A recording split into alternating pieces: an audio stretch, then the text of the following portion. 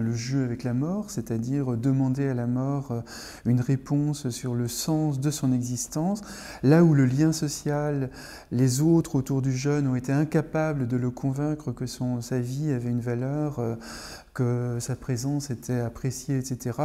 Le jeune, qui a l'impression d'être nul, insignifiant, une merde, comme disent souvent les jeunes, vont solliciter la mort, c'est-à-dire un signifiant au-delà du social, mais extrêmement puissant pour demander à la mort, finalement, s'ils sont légitimes à exister.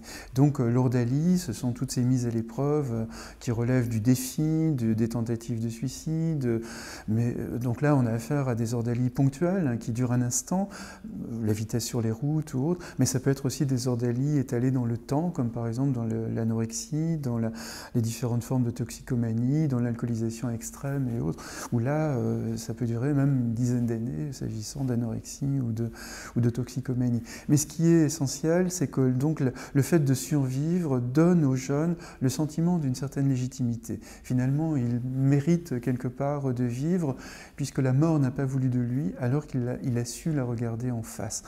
Donc l'ordalie, finalement, crée de la puissance, en quelque sorte. Mais toute transgression, d'ailleurs, crée de la puissance.